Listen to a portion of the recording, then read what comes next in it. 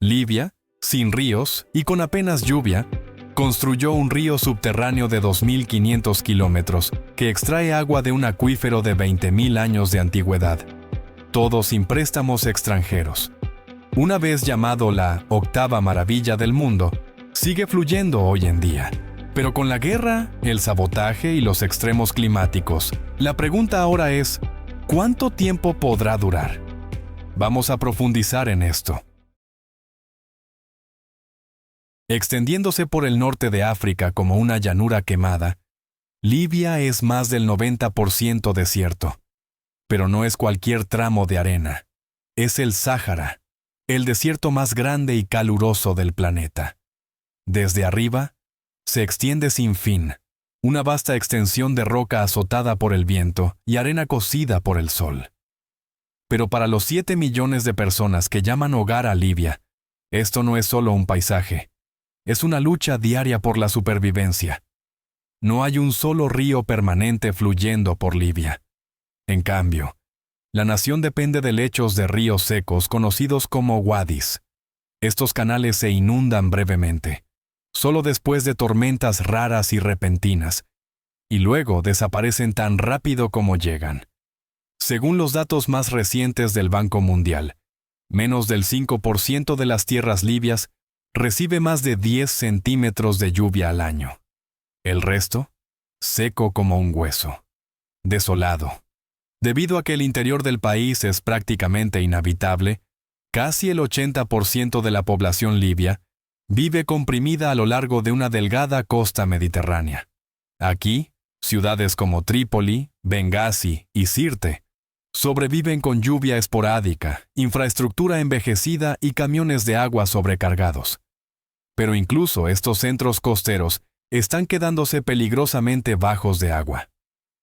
A principios de 2025, el Instituto de Recursos Mundiales clasificó a Libia como la sexta a nivel mundial en estrés hídrico básico, una categoría que señala una escasez severa e inmediata de agua dulce. Esto no es solo una señal de advertencia, es una emergencia en toda regla. La crisis de Libia es más profunda que el clima. Es una mezcla enredada de geografía, inestabilidad política y décadas de inversiones en decadencia. El desierto siempre ha estado aquí, pero ahora el aumento del calor, una población creciente y recursos limitados han empujado al país al borde. Y sin embargo, aquí está el giro. Hay agua, no un hilo, sino vastas reservas de ella. Atrapa muy por debajo de la ardiente superficie. ¿Acceder a ella y moverla? Ese es un desafío de otra magnitud. Pero ahí es donde comienza esta historia. Justo cuando la lucha de Libia contra la sequía parecía irreversible, un descubrimiento enterrado profundamente bajo la arena reescribió el futuro de la nación. Todo comenzó en el año 1953. Equipos de exploración petrolera estaban perforando en el remoto desierto del sur de Libia, lejos de cualquier asentamiento. Su misión era clara: encontrar petróleo, impulsar el desarrollo y llevar al país a una nueva era industrial. A medida que los pesados taladros cortaban capas antiguas de arenisca, la maquinaria de repente rugió, el suelo tembló y, para sorpresa del equipo, emergió un poderoso chorro de agua fría, brotando de las profundidades del Sáhara. Al principio, el equipo pensó que era un accidente aislado, pero encuestas más profundas revelaron la verdad. Habían accedido a un inmenso acuífero subterráneo. Lo que habían encontrado era parte del sistema de acuíferos de arenisca Nubia, hoy reconocido como uno de los mayores reservorios subterráneos de agua dulce antigua en el planeta. Según el Informe de Seguridad Hídrica de la Organización de las Naciones Unidas para la Educación, la Ciencia y la Cultura, el acuífero Nubio cubre más de 770.000 kilómetros cuadrados, extendiéndose bajo Libia, Egipto, Sudán y Chad. Contiene un estimado de 39 cuatrillones de galones de agua. Eso es suficiente para llenar más de 1.400 millones de piscinas olímpicas. Aún más asombroso, esta agua es prehistórica. Los científicos datan sus orígenes en más de 20.000 años, cuando el Sáhara era un paisaje exuberante salpicado de ríos, lagos y praderas. Desde entonces, el agua ha permanecido sellada bajo tierra, intocable, bajo capas de roca y arena. Para Libia, esto no fue solo un avance científico, fue una línea de vida nacional. Pero vino con un desafío desalentador. El acuífero se encuentra profundo en el corazón del desierto. Mientras tanto, casi todos los libios viven a lo largo de la lejana costa mediterránea, a cientos de kilómetros al norte. La pregunta era urgente. ¿Cómo se entrega esta agua enterrada a las personas que más la necesitan? Esa única pregunta lanzó uno de los esfuerzos de infraestructura más ambiciosos de la historia moderna. Un plan para construir un vasto río subterráneo. Una red de tuberías enterradas que podrían transportar agua fósil a través del desierto. Pero en ese momento, muchos lo desestimaron como una fantasía. El descubrimiento de agua antigua bajo el Sáhara no solo cambió el rumbo de la geología, sino que encendió uno de los sueños de infraestructura más audaces del siglo XX. Esa visión pertenecía a Muammar Gaddafi, el gobernante de Libia en ese momento. A principios de los años 80, Gaddafi no solo estaba gobernando, estaba moldeando lo que creía sería un legado duradero. Y para él, este acuífero oculto no era simplemente un recurso, era un símbolo del destino nacional. Lo llamó el Gran Río Artificial, un título que afirmaba pertenecía a lo que él llamaba la octava maravilla del mundo. Según el Comité Popular General de Recursos Hídricos, el proyecto estaba diseñado para entregar más de 2.000 millones de litros de agua dulce cada día. Esa agua viajaría desde acuíferos fósiles enterrados profundamente bajo el desierto del sur de Libia hasta la costa norte, donde las ciudades estaban peligrosamente cerca de quedarse sin agua por completo.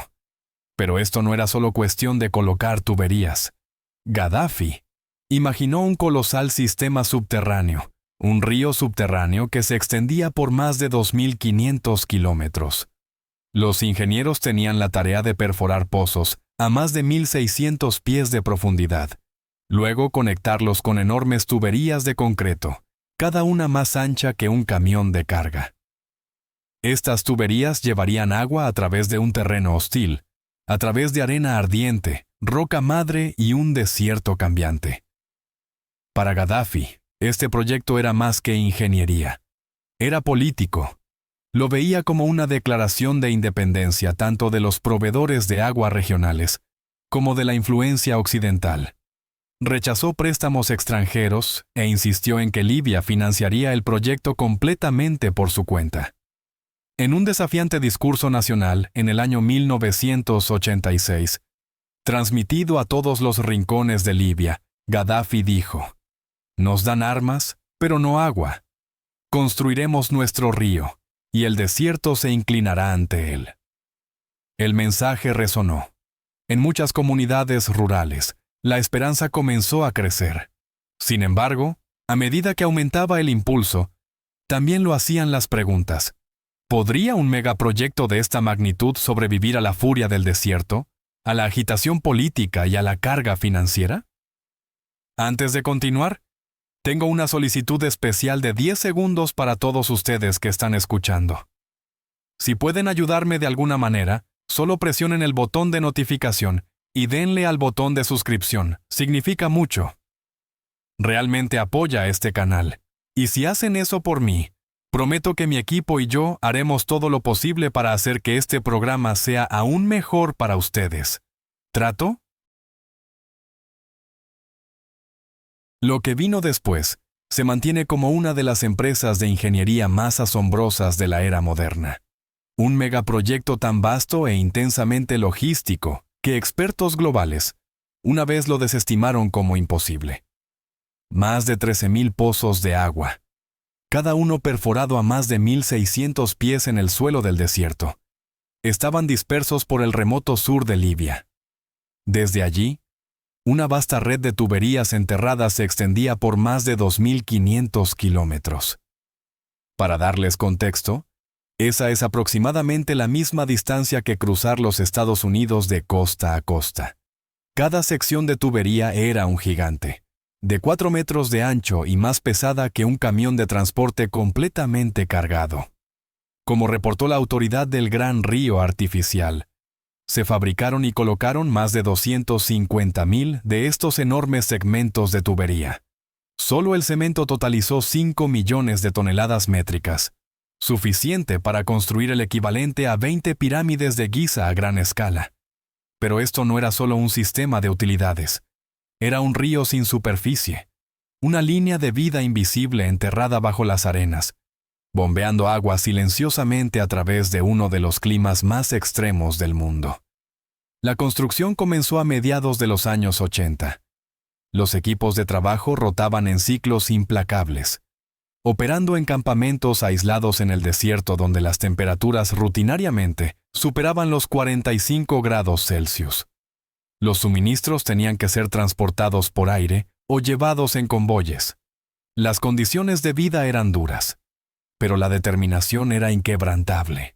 Cada etapa del proyecto traía nuevos desafíos técnicos. Los ingenieros tenían que alinear con precisión kilómetro tras kilómetro de tuberías de concreto reforzado. Construyeron enormes reservorios subterráneos, revestidos con asfalto para prevenir la evaporación, bajo capas de terreno abrasado por el sol. Reservorios como Omar Mekar y Algarabia fueron tallados profundamente en la roca madre y sellados con precisión, capaces de contener miles de millones de galones de agua. Con el tiempo, estos reservorios se convirtieron en más que sitios de almacenamiento. Se convirtieron en monumentos de resistencia y símbolos de esperanza. Después de años de luchar contra el calor abrasante y las arenas cambiantes, el río subterráneo de Libia estaba finalmente listo para expandirse. Lo que comenzó como un sueño ambicioso se estaba transformando de manera constante en una red de agua a nivel nacional, desplegándose a través de fases a gran escala cuidadosamente planificadas.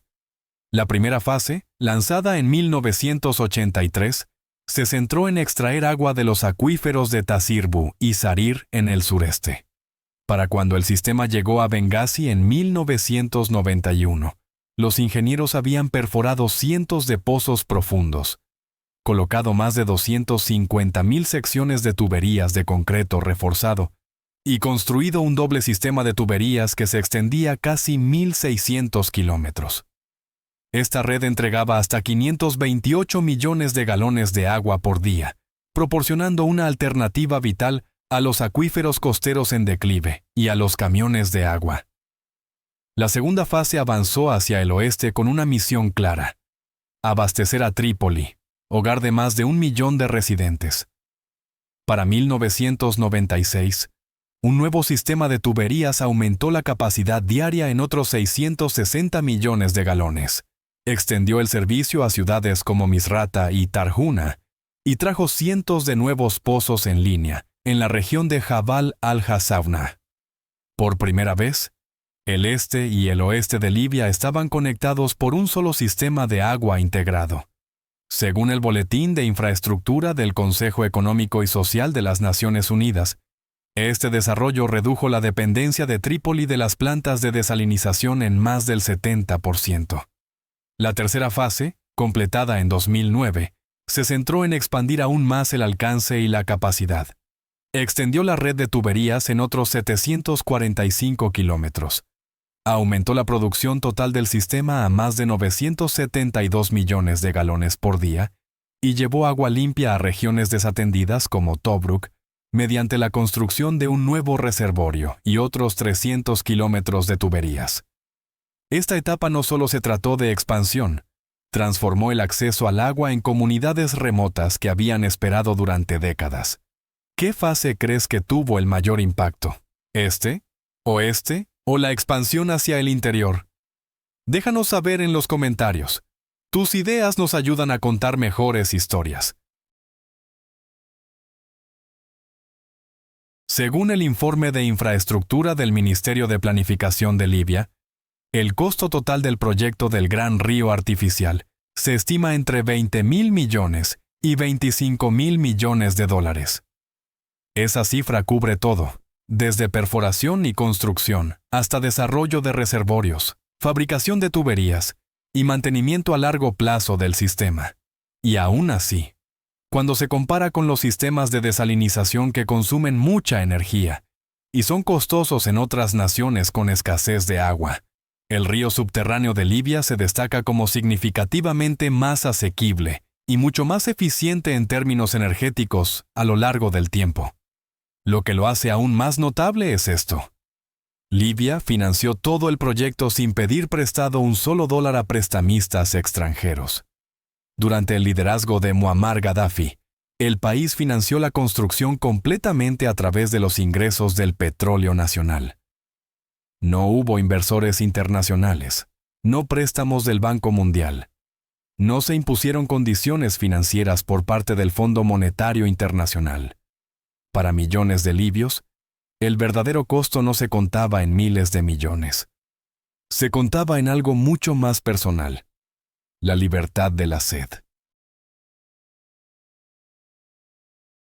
El gran río artificial fue construido originalmente para conectar un paisaje dividido y suministrar vida a cada rincón de Libia. Pero después de la caída de Muammar Gaddafi en el año 2011, ese mismo sistema se vio arrastrado a un nuevo tipo de batalla, una no contra el desierto, sino contra el descontento civil y la guerra. A medida que Libia se fracturaba en facciones en competencia, el río se convirtió en más que infraestructura, se convirtió en un recurso estratégico. En 2015, una ola de ataques aéreos golpeó la planta de producción de tuberías de Brega, la principal fábrica del país para producir los enormes cilindros de concreto esenciales para la expansión de las tuberías. Los resultados fueron devastadores. La producción se detuvo y las reparaciones críticas se retrasaron durante años. Para 2019, el Comité de Supervisión de Infraestructura de Libia documentó el costo. Más de 100 pozos en el oeste de Libia habían sido desmantelados o destruidos, se dañaron o cerraron secciones enteras de la red. Y algunos grupos armados utilizaron el control del flujo de agua como un arma política, cortando el suministro a áreas controladas por fuerzas rivales. Lo que una vez se diseñó para llevar vida a través del desierto se había convertido en un símbolo de división. La inestabilidad continua trajo más complicaciones. El mantenimiento de rutina se volvió imposible. Cortes de energía generalizados, estaciones de control saqueadas y condiciones inseguras para los trabajadores significaron que el sistema ya no podía operar a plena capacidad. Según el informe de la Organización Mundial de la Salud sobre agua y saneamiento en zonas de conflicto, el gran río artificial de Libia ahora está clasificado como uno de los sistemas de suministro de agua más frágiles de todo el norte de África. Para las familias que viven en las regiones occidentales, las consecuencias han sido inmediatas. Acceso interrumpido, aumento de riesgos para la salud e incertidumbre sobre cada gota de agua que aún fluye. A pesar de años de conflicto, sabotaje y negligencia, el gran río artificial sigue fluyendo. Contra todo pronóstico, a través de tuberías fracturadas, infraestructura dañada y un estancamiento político, esta línea de vida ingenierizada continúa entregando agua a las ciudades costeras de Libia y a las comunidades dispersas en el desierto. La Autoridad de Recursos Hídricos de Libia informa que el sistema está funcionando solo a capacidad parcial, suministrando aproximadamente 660 millones de galones de agua por día. Eso es aproximadamente un tercio del volumen que originalmente se construyó para entregar. Hoy, la mayor amenaza para el sistema no es estructural, es la inercia política. Aún no hay una estrategia nacional de agua unificada, ni un plan central para gestionar operaciones, modernizar equipos o invertir en mantenimiento a largo plazo. Sin eso, el futuro de la red de agua subterránea más grande del mundo sigue siendo profundamente incierto. Según el informe de infraestructura frágil del Banco Mundial, el gran río artificial ahora está listado como críticamente vulnerable. El informe advierte que, dentro de los próximos 5 años, las escaseces de energía, la mala coordinación entre las autoridades y la falta de inversión financiera podrían llevar a apagones regionales generalizados. Incluso las herramientas básicas utilizadas para gestionar el sistema, medidores de flujo, manómetros y software de control, están ahora obsoletas o inoperables en muchas ubicaciones. Y sin embargo, para la mayoría de los libios, el río sigue siendo esencial. Actualmente conecta a más del 70% de la población con agua, incluso si esa conexión ahora es poco confiable e inconsistente. Ya no es un símbolo de triunfo, es un milagro frágil. Mientras el gran río artificial continúa operando bajo las arenas del Sáhara, su desafío más apremiante no radica en la superficie, sino en lo profundo del subsuelo. El agua que extrae no forma parte de ningún ciclo renovable. No se repone con la lluvia. No regresa temporada tras temporada. Esta es agua fósil, atrapada bajo capas de roca antigua durante decenas de miles de años, sellada allí desde la última edad de hielo. Según la Evaluación Global de Aguas Subterráneas de la Organización de las Naciones Unidas para la Educación, la Ciencia y la Cultura, el acuífero de Arenisca Nubia, la fuente principal que alimenta el gran río artificial, prácticamente no tiene tasa de recarga medible. A los niveles actuales de extracción, los científicos advierten que las reservas utilizables podrían comenzar a disminuir significativamente antes del final de este siglo. Algunos expertos advierten que el río mismo podría no sobrevivir más allá del año 2100. Esto deja a Libia ante una elección drástica: continuar extrayendo de una fuente no renovable o comenzar a cambiar hacia alternativas como la desalinización a gran escala. Pero la desalinización no es una solución sencilla. Aunque Libia se beneficia de uno de los mayores potenciales de energía solar en la Tierra, gracias a la luz solar durante todo el año en el Sáhara, aumentar la desalinización impulsada por energía solar requeriría una inversión enorme, un gobierno estable y una planificación nacional a largo plazo. Hasta ahora, el país carece de los tres. ¿Deberían los países poder depender de aguas subterráneas no renovables? ¿O es hora de repensar el uso del agua por completo? Déjanos saber en los comentarios a continuación y no olvides suscribirte y seguir el canal para descubrir más cosas interesantes. Después de décadas de depender de un reservorio decreciente de agua subterránea antigua, Libia ahora se encuentra en una encrucijada crítica: continuar extrayendo agua fósil de debajo del Sáhara, o pivotar hacia una nueva solución impulsada por una cosa que el país tiene en abundancia abrumadora: la luz del sol. Libia se encuentra entre los países más soleados de la Tierra. Según el Atlas Solar de la Agencia Internacional de Energías Renovables, la nación recibe más de 3.000 horas de luz solar anualmente, especialmente a través de su extensa paisajística sahariana. Esto hace que Libia sea excepcionalmente adecuada para la desalinización impulsada por energía solar. Mientras que la desalinización tradicional, que elimina la sal del agua de mar, está probada y se utiliza ampliamente en países como Arabia Saudita e Israel, típicamente depende de combustibles fósiles o energía nuclear. Libia, enfrentando restricciones energéticas y desafíos económicos, no puede permitirse depender de esos métodos a gran escala. Sin embargo, canalizar solo una fracción de ese potencial solar podría cambiarlo todo. Un informe de viabilidad del Ministerio de Energía Renovable de Libia estima que las instalaciones de desalinización impulsadas por energía solar a lo largo de la costa mediterránea podrían eventualmente producir hasta 400 millones de galones de agua potable cada día. Eso sería suficiente para abastecer a los principales centros urbanos sin extraer una sola gota del acuífero subterráneo. Aún así, el camino hacia adelante es empinado. Construir tal infraestructura exige miles de millones de dólares en inversión, una fuerza laboral calificada y liderazgo nacional coordinado, recursos que siguen siendo escasos en un país que aún se recupera de una prolongada inestabilidad. Mientras tanto, el tiempo se agota. Cada año un estancamiento político acerca al país a un agotamiento irreversible de las aguas subterráneas. Sin embargo, hay signos de progreso. En 2024, Libia lanzó su primera planta piloto de desalinización solar cerca de la ciudad de Misrata, respaldada por una asociación público-privada con empresas tecnológicas europeas. La planta produce alrededor de 5 millones de galones de agua por día.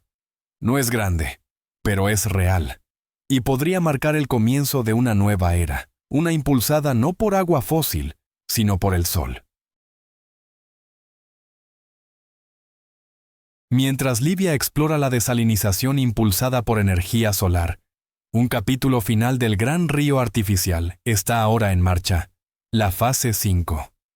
Aprobada por la Autoridad del Agua de Libia en diciembre de 2024, después de años de retrasos, la fase 5 marca la expansión más grande y técnicamente compleja desde principios de los 2000. Según el Boletín Nacional de Infraestructura de 2025, incluye más de 930 kilómetros de nuevas tuberías, 660 millones de galones de agua por día adicionales, y 420 nuevos pozos al sur de Kufra y al este de Sarir, apuntando a secciones no explotadas del acuífero Nubio. Esta fase se trata de más que volumen, se trata de equidad. Durante décadas, regiones en el este y sur de Libia, incluidas áreas cercanas a Al-Jakbub y el remoto noreste, fueron excluidas de etapas anteriores. Muchas comunidades aún dependen de camiones de agua o fuentes locales poco confiables. La fase 5 tiene como objetivo brindarles acceso limpio y constante. Pero el desafío de ingeniería es empinado. El Departamento de Encuestas Geológicas de Libia informa que la ruta cruza terrenos variados, desde mesetas rocosas hasta suaves dunas, elevándose de 10 a más de 900 pies sobre el nivel del mar. Esto requiere docenas de estaciones de bombeo y una planificación de elevación precisa. La financiación sigue siendo una preocupación, aunque se ha asegurado la inversión inicial a través de asociaciones estatales y regionales. El costo total aún no se ha confirmado. Justo cuando Libia avanzaba con la fase 5 del gran río artificial, ofreciendo una esperanza muy esperada a las regiones desatendidas, la naturaleza entregó un golpe devastador. En un país donde muchos aún luchan por obtener agua potable, otros enfrentaron de repente la crisis opuesta, inundaciones desde abajo. A finales de 2023, la ciudad costera de Sliten, ubicada al este de Trípoli, experimentó un aumento en los niveles de agua subterránea, que llevó a meses de inundaciones internas. Las calles se convirtieron en pantanos poco profundos, los palmerales quedaron sumergidos, y las casas fueron superadas por estanques estancados y llenos de mosquitos. Según un informe conjunto del Ministerio de Medio Ambiente de Libia y la Organización Mundial de la Salud, la causa se vinculó a fugas de infraestructura no gestionadas, agravadas por alcantarillas en mal estado y drenajes deficientes, un desastre evitable nacido de la negligencia. Luego, en septiembre de 2023, Libia enfrentó su peor catástrofe natural en la memoria moderna. La tormenta Daniel, un poderoso ciclón mediterráneo, golpeó la costa este con una fuerza histórica. En solo unas pocas horas, desató más lluvia de la que algunas regiones reciben en un año entero. 2 viejas represas sobre Derna colapsaron bajo la presión. El impacto fue catastrófico. Más de 4.000 muertos confirmados, casi 10.000 desaparecidos y barrios enteros arrastrados al mar. Las Naciones Unidas lo llamaron una de las inundaciones mediterráneas más mortales registradas, y el Grupo de Atribución Climática lo clasificó como un evento que ocurre una vez cada 600 años. Y esto, en una de las naciones más secas del mundo. Libia ahora se encuentra en un punto de quiebre, atrapada entre sequías cada vez peores e inundaciones repentinas y mortales. Con el cambio climático acelerándose, el desafío del país ya no se trata solo de gestionar la escasez. Se trata de sobrevivir a los extremos. Si disfrutaste el video de hoy, por favor dale un me gusta y no olvides suscribirte al canal. Tu apoyo significa mucho para nosotros. Haz clic en el video que aparece en tu pantalla ahora mismo. Espero que te encante este contenido. Comenta abajo sobre el próximo tema que te gustaría ver presentado en nuestro canal. Muchas gracias por ver y nos vemos en el próximo video. Gracias por estar con nosotros. Deja un comentario, dale me gusta para mostrar tu apoyo y recuerda suscribirte para más videos emocionantes. Nos vemos la próxima vez.